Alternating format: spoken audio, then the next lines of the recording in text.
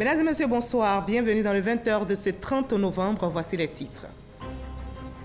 Le président Alassane Ouattara est à Dakar à l'invitation de son homologue sénégalais Macky Sall. Il prend part au 62e congrès de l'Internationale libérale ouvert ce vendredi. Les participants vont proposer des solutions innovantes à même d'offrir des opportunités de développement et de progrès dans le monde.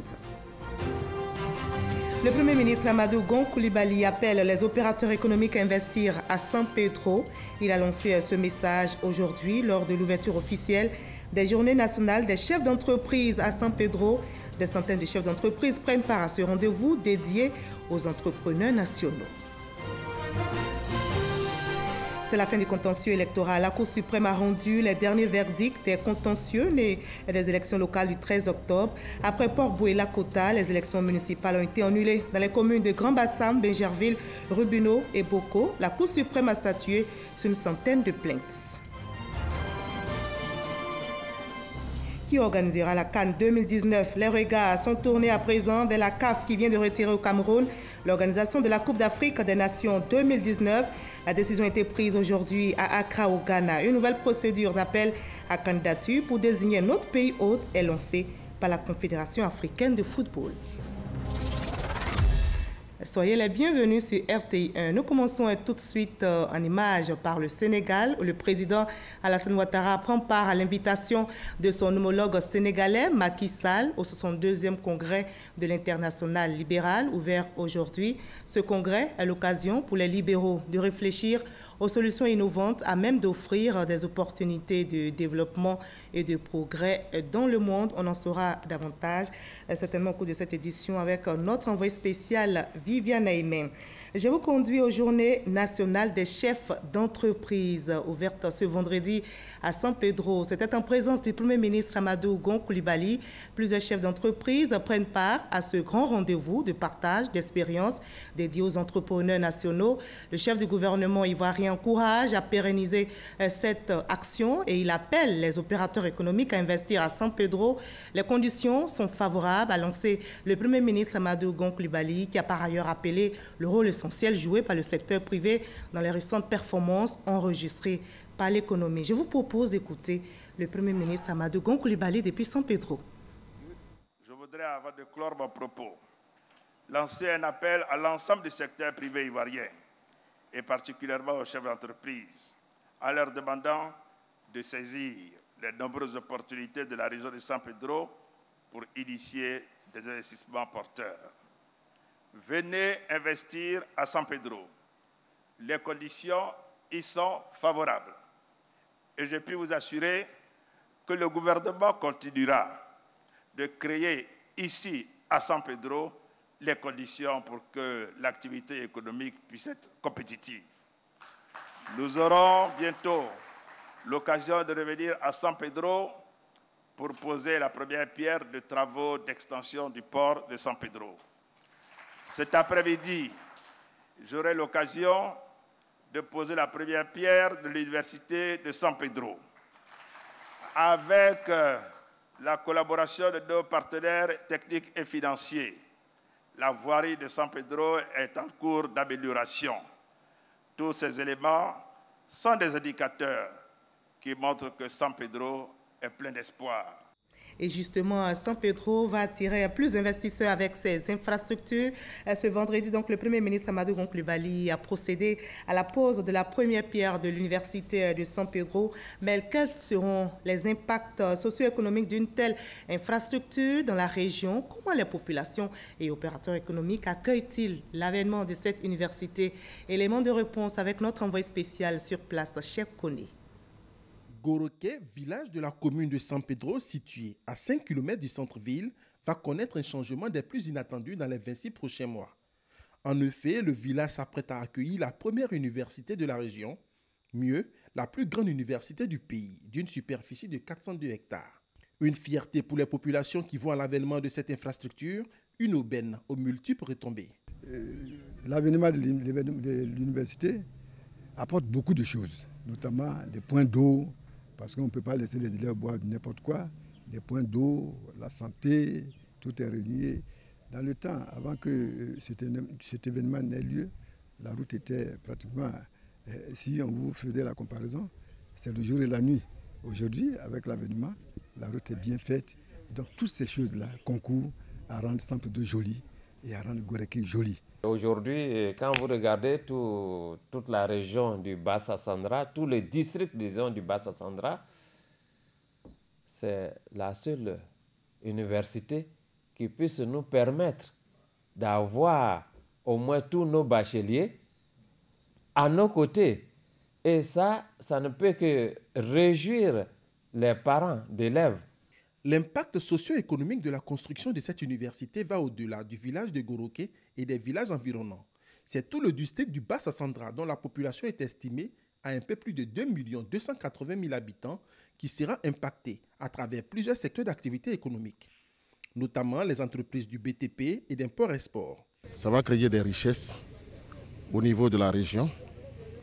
Les richesses en termes de logement, il va falloir accueillir, construire de nombreux logements pour recevoir les étudiants, même s'il va y avoir une cité universitaire, ça ne suffit pas.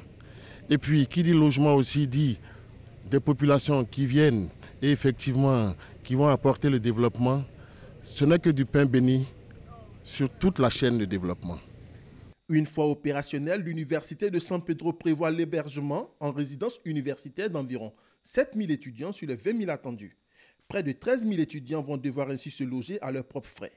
Une opportunité d'affaires pour les entreprises de promotion immobilière qui se bousculent déjà. Il n'y a pas de développement dans une nation d'abord sans formation. Aujourd'hui, c'est pratiquement donc, plus de 500 000 bacheliers qui tournent autour donc, de chaque année. Et il est important donc, de pouvoir absorber dans chaque région les bacheliers. Pour San Pedro, c'est un véritable gain pour la région et je dirais même pour le district. En termes d'opportunités d'emploi, les travaux d'aménagement et de construction des bâtiments vont nécessiter un besoin en main-d'œuvre. Pour la première phase de construction, ce sont environ 500 emplois directs qui vont être créés. Aussi, la construction de l'université dans la région, précisément à San Pedro, favorisera-t-elle une grande attraction des opérateurs économiques dans les secteurs de la restauration, de l'hôtellerie et des transports. Vraiment, on est beaucoup content parce que ça va envoyer notre développement au sein du transport. Ça va envoyer un autre mouvement encore au sein du transport. Les transporteurs seront contents, ils vont pouvoir payer des véhicules pour mettre sur la ligne. La construction de cette université est un événement majeur, non seulement pour le symbole, mais surtout pour ses retombées économiques qui vont largement contribuer au développement de la région. Et voilà qui devrait donc vous inciter à vous rendre à San Pedro. Dans l'actualité nationale également, la Cour suprême qui a rendu ce vendredi les derniers verdicts des contentieux nés des élections municipales et régionales du 13 octobre. Après Port-Boué et Lakota, la Cour suprême a annulé les élections municipales dans les communes de Grand-Bassam, Bingerville, Rubino et Boko. Je rappelle, 101 recours avaient été déposés devant la Chambre administrative de la Cour suprême. Le reportage de Gabriel Zani. Le vendredi 23 novembre, la Cour suprême a annoncé la reprise des élections dans les communes de Port-Boué et de Lakota. Aujourd'hui, les dernières décisions de l'institution indépendante annoncent également d'autres annulations d'élections pour 4 communes, Rubino, Boko, Bingerville et Grand-Bassam, portent ainsi à 6 le nombre de communes dans lesquelles les élections doivent être reprises. La Cour suprême a aussi rejeté plusieurs réclamations confirmant ainsi de nombreuses victoires. Pour certaines grandes communes comme Yamoussoukro, la capitale ivoirienne, Bouaké au centre, Fakobli, Diokoué et Guiglo, situés dans l'ouest, et Daoukro à l'est du pays, les victoires des candidats aux municipales déclarés élus peuvent être célébrées. Pour les régionales, les vainqueurs des régions des Grands Ponts, de l'Agnébitiassa du Gbeke, de l'Indénié Djuablin du Orodougou de Lifou sont définitivement situés. C'est la fin du suspense. Leur victoire est certifiée par la Cour suprême. Dans la région du Moronou, la victoire de Pascal Affinguesson est confirmée avec 43,13% des voix exprimées contre 42,67% pour Véronique Aka. Cela dit, les scrutins régionaux seront seulement repris dans le Logibwa, région du centre-ouest, et le Guémont, situé à l'est du pays, comme annoncé par la Cour suprême lors de sa première séance publique sur les contentieux électoraux. Par ces décisions, la Cour suprême vient de vider les contentieux électoraux sortis de la proclamation des résultats des élections municipales et régionales du 13 octobre. Elle a statué sur 101 recours, La Cour annonce l'organisation de nouvelles élections dans les communes et régions concernées par les annulations de scrutin dans un délai de 3 mois. Voilà, je rappelle donc au total, 6 communes dont Port-Bouët, Lakota, Grand-Bassam et Bingerville sont concernées par la reprise des élections municipales. Scrutin régional également annulé pour le Logibois, région du centre-ouest, et le Guémont, situé à l'ouest du pays. Africa Web Festival est à sa 5e édition. Cet événement fait la promotion des acteurs du numérique. Et bien pour cette édition, ils étaient présents dans toutes leurs composantes avec des stands dressés au Palais de la Culture à Trècheville afin de promouvoir leurs activités et surtout présenter les grandes innovations. Serge Coléa. Ils sont venus nombreux à ce grand rendez-vous du numérique. Opérateurs privés, start-up, utilisateurs du digital présentent leurs offres.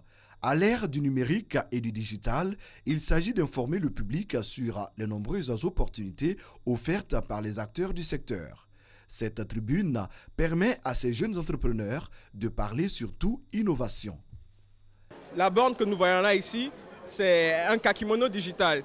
Donc nous avons dématérialisé l'impression du kakimono papier et du roll-up que tout le monde connaît pour des terminaux digitaux qui ont une durée de vie plus longue et qui sont éco-responsables parce qu'un kakimono utilise une fois on le jette. Et ça, pendant 4-5 ans, plusieurs images peuvent tourner. Donc en fait, on réduit la pollution de la planète.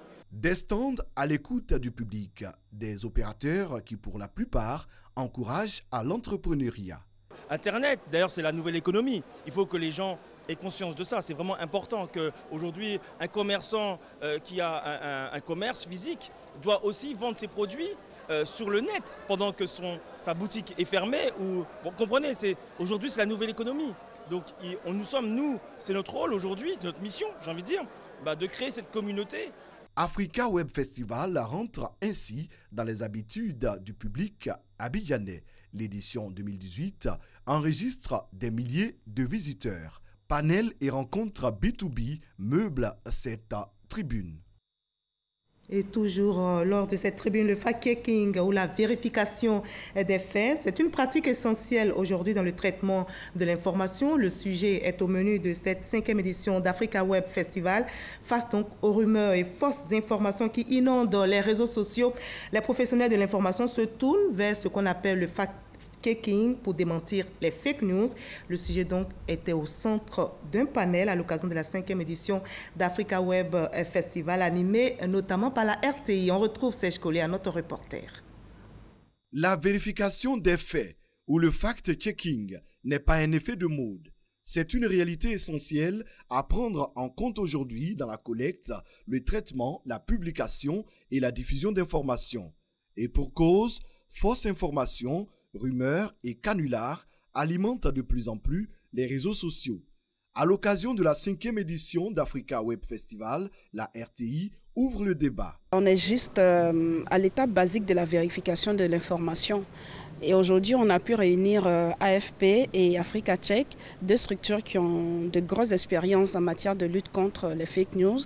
L'idée derrière, c'est de pouvoir certainement établir une plateforme de collaboration avec ces structures qui permettra à la RTI d'entrer pleinement et entièrement dans la vérification de l'information.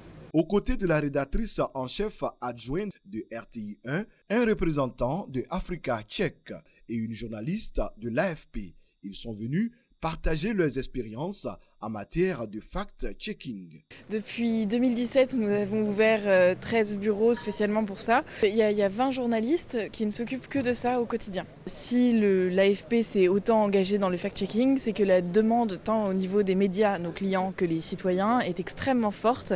Et aussi parce que désormais les fausses informations avec les réseaux sociaux ont acquis une telle force de frappe qu'elles peuvent pourrir la vie politique, économique et sociale d'un pays. Pour les panélistes, le développement de l'information sur Internet appelle les professionnels à plus de responsabilités. Au-delà du travail des médias, il est important d'outiller le public, les citoyens, pour qu'ils aient les moyens aussi, à un certain niveau, de vérifier les informations. La RTI, initiatrice de ce panel, a créé les vérificateurs de l'information. Elle entend poursuivre ses efforts dans la lutte contre les fake news. Il se tient également à Abidjan une autre rencontre qui porte sur l'élaboration de la stratégie de développement de la finance numérique. Ce programme en gestation permettra de mettre l'accent sur la digitalisation des paiements au profit des agents économiques, une action qui s'inscrit bien sûr dans le cadre de la stratégie de développement du secteur financier. On en sait plus avec notre reporter Mama Traoré.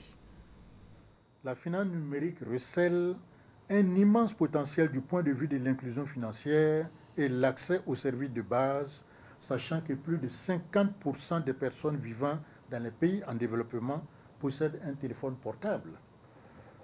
À titre de rappel, le taux de pénétration est d'environ 120% et voire 130% pour ce qui concerne notre pays, la Côte d'Ivoire. Le défi est donc important, puisque la grande majorité des populations et des petites entreprises sont privées d'accès aux services financiers de base et même au crédit. Voilà qui justifie les travaux sur l'élaboration de la stratégie de développement de la finance numérique en Côte d'Ivoire. Les débats vont porter sur les résultats d'une étude diagnostique financée en 2017 par la Banque mondiale.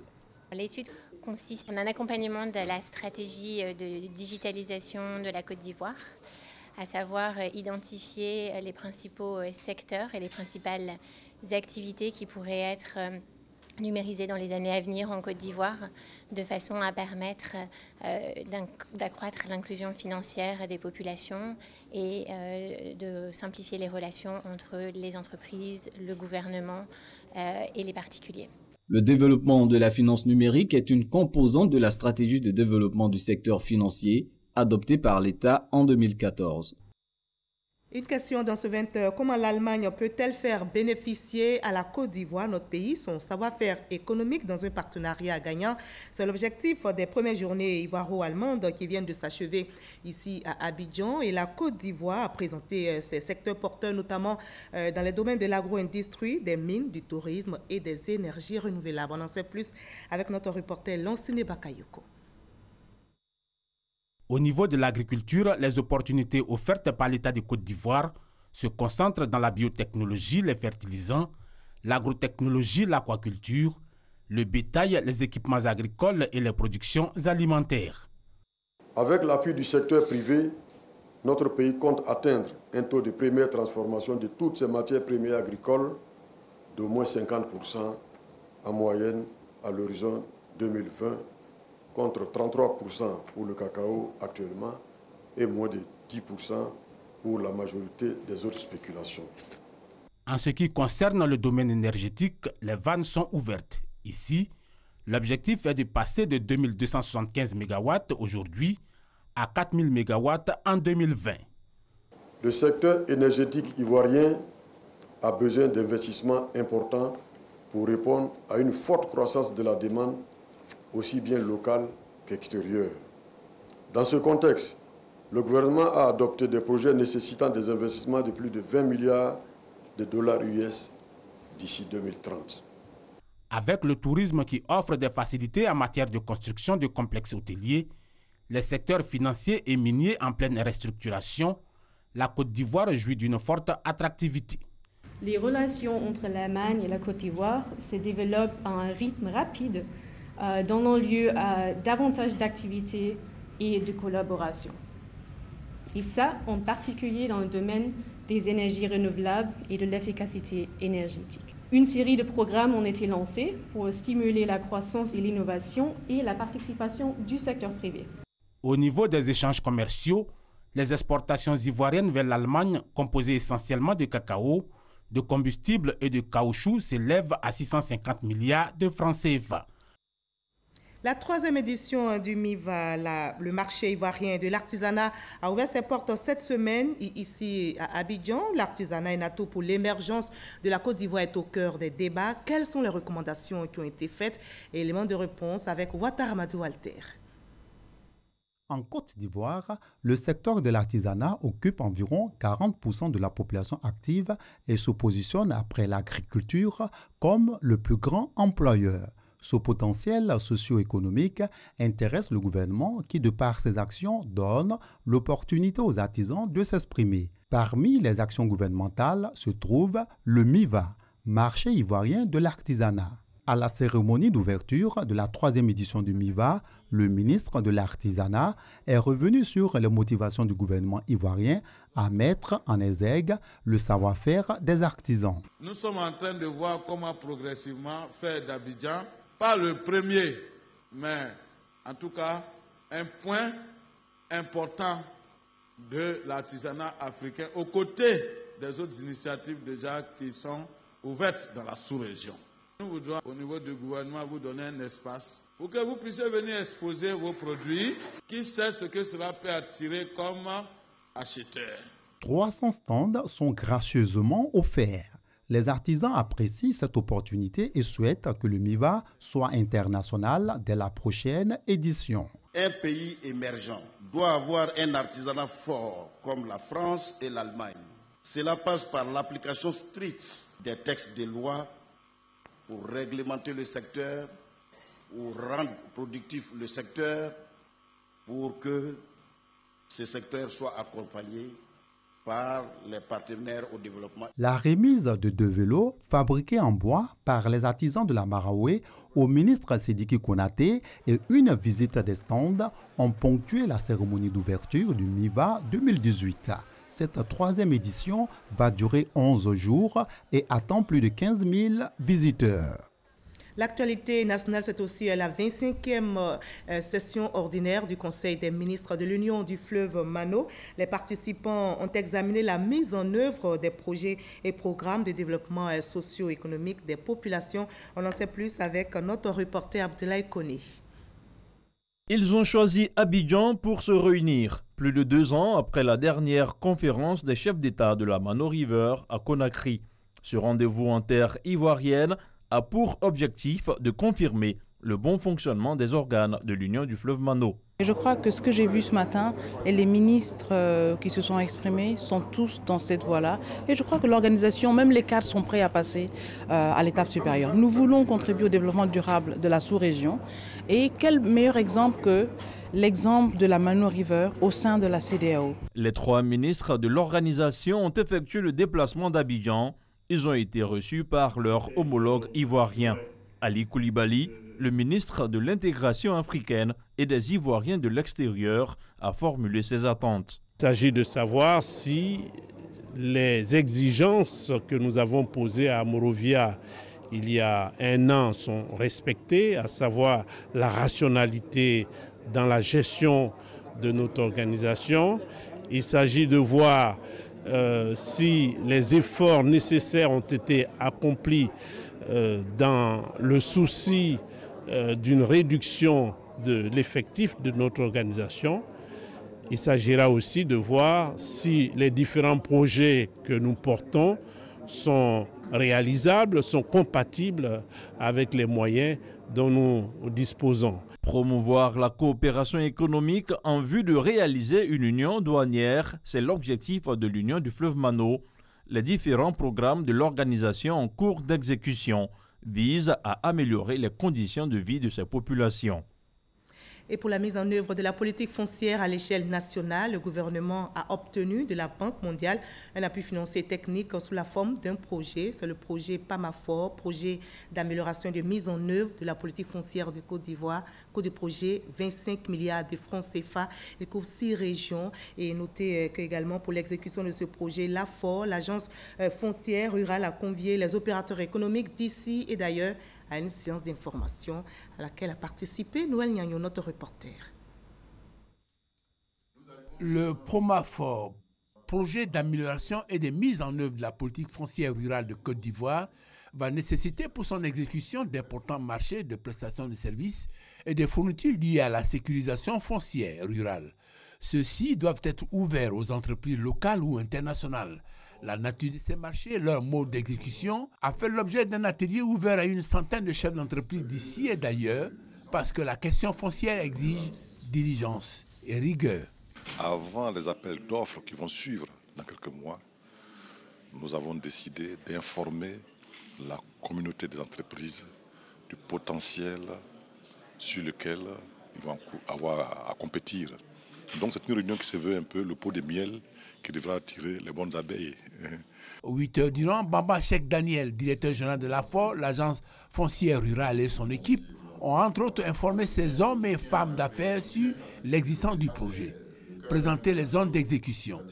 659 villages de 6 régions sont concernés. Il s'agit des régions du Nzikomwe, de l'Indénié-Djouablin, de l'Agnabi-Tiassa, du Bafing, du Sud-Komwe et de l'Amé. Le Promafor va durer 5 ans. Il est cofinancé par la Banque mondiale, 20 milliards, et la Côte d'Ivoire, 5 milliards. Le projet a été lancé le 17 juillet dernier à Bangourou, capitale de la région de l'Indénié-Djouablin. Je l'annonçais dans les titres, c'est désormais officiel. La CAF a retiré au Cameroun l'organisation de la CAN 2019. La décision a été prise ce vendredi à Accra suite à un rapport négatif sur sa capacité à accueillir le tournoi. Une nouvelle procédure d'appel à candidature pour désigner un autre pays hôte de la Coupe d'Afrique des Nations de football est lancée. 2 pays seront en lice, le Maroc et l'Afrique du Sud. Le résumé avec Samuel Metch. En réunion extraordinaire ce vendredi à Accra, la capitale du Ghana, le comité exécutif de la CAF a décidé de retirer l'organisation de la CAN 2019 au Cameroun. Au nombre des raisons évoquées par l'instance dirigeante, l'on pourrait noter que les visites sur l'avancement des travaux d'infrastructure n'ont pas été satisfaisantes, selon la commission d'organisation. Une autre raison d'ordre sécuritaire avec le groupe terroriste Boko Haram et l'insécurité grandissante dans le nord en zone anglophone sont à la base de cette décision. Une nouvelle procédure de candidature verra le jour dans les prochains jours pour déterminer qui recevra la compétition qui aura lieu du 15 juin au 13 juillet 2019. Le Maroc ainsi que l'Afrique du Sud sont pressentis pour se porter candidat. Ils ont 1 mois pour déposer officiellement leur dossier. Et on va parler toujours sport. Cette fois-ci, c'est au niveau de la RTI, la finale de la Coupe interdirection de la RTI dotée du trophée Amadou Bakayoko qui porte le nom du directeur général de la RTI. L'équipe Contenu FC remporte donc cette coupe. L'équipe Contenu FC était opposée à l'administration et l'équipe du Contenu FC a remporté ce tournoi sur le score de 2-1. C'est dans une belle ambiance que les équipes de Contenu et Administration FC sont arrivées au stade de la haute fréquence. Après le coup d'envoi donné par le président du conseil d'administration de la RTI, Brou Aka Pascal, et le directeur général Amadou Bakayoko, les choses sérieuses prennent place. Stéphane Kiyonda de Contenu FC en blanc-noir lance cette finale en marquant le premier but, quelques minutes après le début de la partie. L'égalisation ne tarde pas grâce au buteur de Administration FC, Dou Christian. Contenu FC 1, Administration FC 1. À la reprise, Didier Bléau corse l'addition pour Contenu FC sur un coup franc d'anthologie. Contenu FC 2, Administration FC 1. Score qui reste inchangé jusqu'au coup de sifflet final. Je tiens à saluer d'abord tous les directeurs du Contenu FC, vraiment qui nous ont soutenus du début jusqu'à la fin. Oui. Vraiment cette victoire-là, on la mérite. On la mérite. On a arraché la coupe à l'administration. C'était une très belle finale. Notre objectif, ce n'était pas forcément de gagner le trophée, c'était cette ambiance que la Coupe de la RTI a eue. Malheureusement, nos adversaires ont été plus forts que nous, il faut le reconnaître.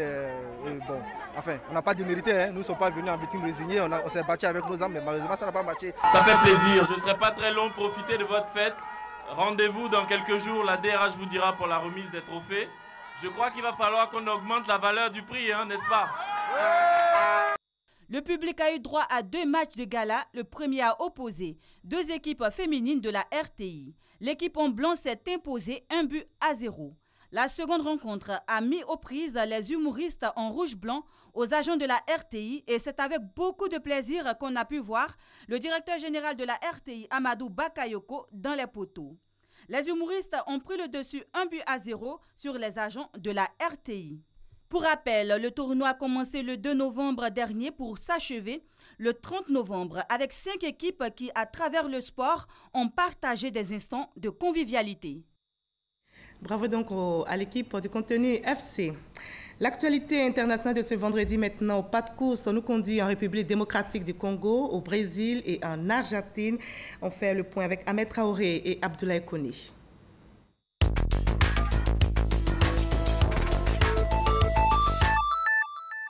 En République démocratique du Congo, au cours d'une conférence, le directeur de campagne de Martin Fayulu a accusé le gouvernement congolais de retarder délibérément les autorisations de survol et d'atterrissage des avions que l'opposant souhaite faire venir d'Afrique du Sud pour battre sa campagne, une campagne qu'il prévoit de lancer dimanche prochain.